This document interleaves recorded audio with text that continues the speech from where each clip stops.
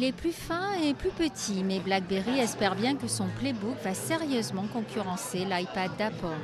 La tablette ne sera pas dans les magasins avant le printemps, mais elle a été dévoilée pour la première fois en Europe à Milan, en marge des défilés de mode. Car c'est le pari du fabricant canadien, faire de son Playbook un accessoire très à la mode. Notre approche a été de faire le plus simple possible, avec des lignes pures. Il est discret mais très élégant. Il est très fin aussi.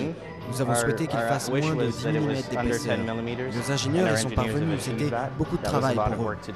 Rapidité, écran tactile, les caractéristiques du Playbook ne sont en fait pas très différentes de celles de l'iPad.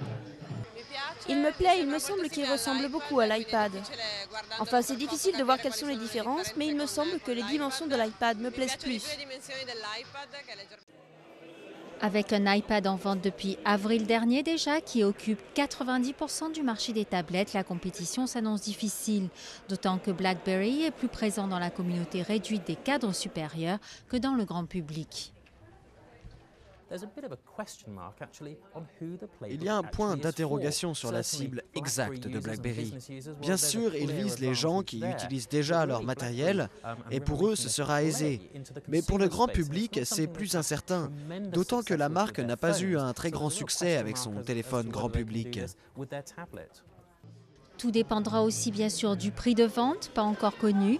Malgré un prix assez élevé, 500 € pour une tablette avec Wi-Fi, Apple a déjà vendu plusieurs millions d'exemplaires de son iPad et s'apprête à sortir une version améliorée.